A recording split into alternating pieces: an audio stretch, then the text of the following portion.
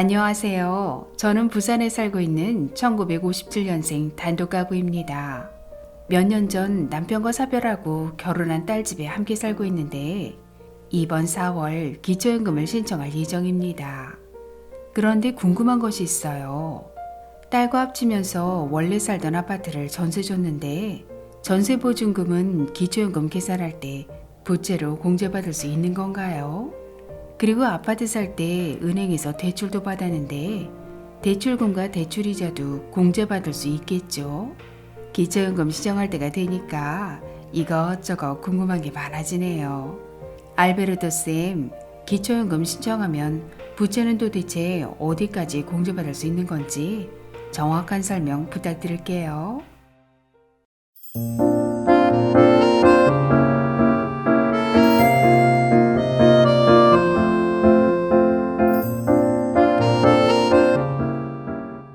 안녕하셨습니까? 행복한 인생의 막 알베르토입니다. 오늘 의뢰인의 경우처럼 기초연금 신청을 앞둔 어르신들께서는 아마도 여러 종류의 부채가 있으실 텐데요. 오늘은 2022년 기초연금을 신청하면 부채는 어디까지 공제받을 수 있는지 아주 쉽게 설명해 드리겠습니다. 오늘 부채의 종류와 공제 범위에 대해 말씀드리기에 앞서 먼저 기초연금에서 말하는 부채란 무엇인지 설명해 드리겠습니다. 기초연금 계산 시 부채의 정의는 금융기관의 대출금과 금융기관 이외의 임대보증금 등으로 차용한 금액 중 미상환한 금액, 즉 갚지 못한 금액을 말합니다. 그럼 지금부터 부채의 종류와 공제 범위에 대해 설명드리겠습니다. 부채의 종류 첫 번째는 금융기관 대출금입니다. 금융기관 대출금의 조사 방법은 기초연금 신청 조사 당시의 금융기관 대출 내역을 확인합니다. 여기서 금융기관이란 제1금융권, 제2금융권, 그리고 등록 대부업체까지 포함됩니다. 먼저 금융기관에서 받은 대출금은 대출금의 종류 및 용도와 상관없이 인정됩니다. 즉, 대출금으로 주택을 구입했던지 사업을 했던지 의료비로 사용했던지 상관하지 않고 100% 부채로 인정한다는 뜻입니다. 또한 담보대출인 경우 담보 설정액이 아닌 실제 대출금만 부채로 인정합니다.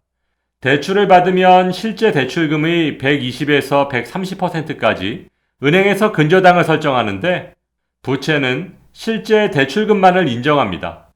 그렇다면 금융기관의 대출금 중 부채로 인정되지 않는 경우는 없을까요? 마이너스 대출과 카드론, 즉 신용카드 회사에서 제공하는 단기간의 신용대출은 부채로 인정되지 않습니다.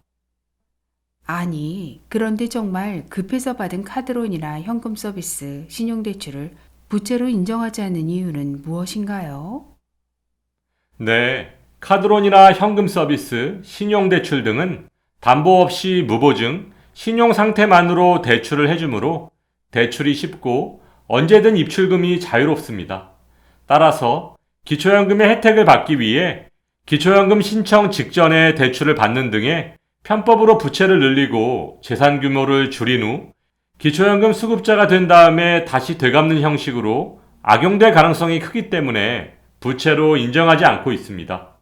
또한 어려운 생활 속에서도 채무를 지지 않으려고 노력하는 다수의 기초연금 수급자와 일부 무분별하게 카드론 대출 등을 사용한 수급자를 동일하게 처리할 수는 없으며 지출이 필요한 경우 재산을 처분하는 것이 우선이지 카드론 대출 등으로 부채를 늘리는 것이 우선이 아니기 때문입니다. 부채의 종류 두 번째는 신용카드 미결제금입니다. 여기서 미결제금이란 3개월 이상 연체된 50만원 이상의 신용카드 금액을 말하는데요. 3개월 이상 연체된 해당 할부 회차의 금액만 부채로 반영됩니다. 또한 여기서도 부채로 인정되지 않는 경우가 존재합니다. 카드론, 즉 신용카드에서 제공하는 단기간의 신용대출이나 현금 서비스 연체는 부채로 인정되지 않습니다. 부채의 종류 세 번째는 금융기관 외 대출금입니다. 지방자치단체, 국가보훈처, 주택공사 등 공적기관 대출금, 군인공제회, 교직원 공제회 등 법에 근거한 공제외 대출금, 서민금융진흥원 대출금도 부채로 인정받으실 수 있습니다. 또한 농지연금, 주택연금은 재산을 담보로 한 부채의 성격을 띠고 있으므로 수령한 금액만큼 부채로 인정받으실 수 있습니다. 부채의 종류 네 번째는 개인 간 부채, 즉 사채입니다. 법원 판결문으로 확인된 사채, 법원의 화해, 조정조서로 확인된 사채는 부채로 인정됩니다. 이렇게 법원에 의해서 확인된 사채가 아닌 모든 개인 간 사채는 부채로 인정되지 않습니다. 따라서 가족 간의 차용증에 의한 돈 거래는 기초연금 계산 시 부채로 전혀 인정받을 수 없다는 점 꼭 기억하시기 바랍니다. 부채의 종류 다섯 번째는 임대보증금입니다. 임대보증금은 전세권 설정 및 확정일자에 의한 임대보증금 중 시가 표준액의 50%까지만 부채로 공제받으실 수 있습니다.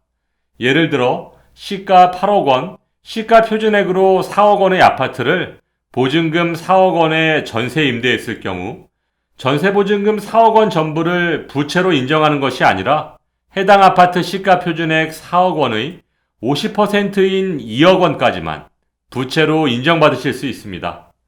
그런데 여기서도 조심하셔야 할 것이 있습니다.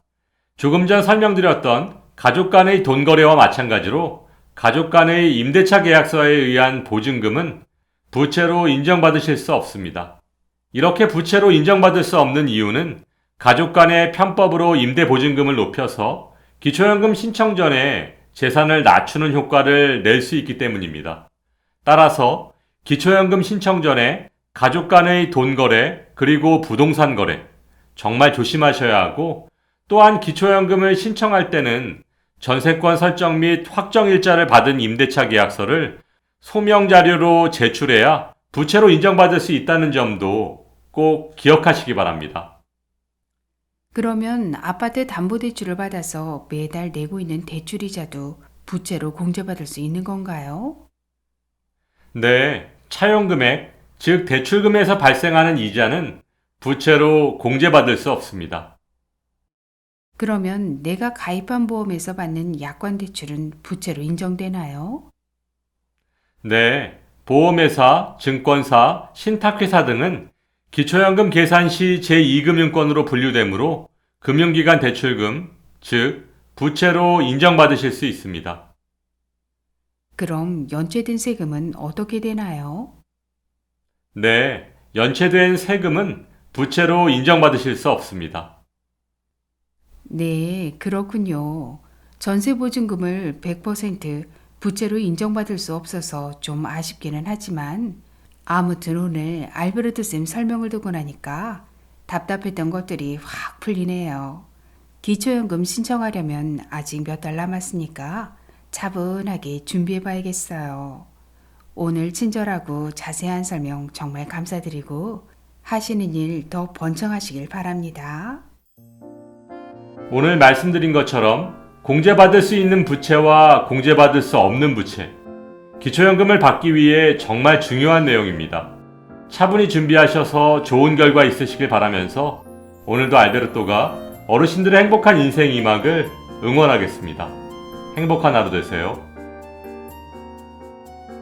좋아요, 구독, 그리고 알림과 공유는 좋은 콘텐츠를 만드는 힘이 됩니다.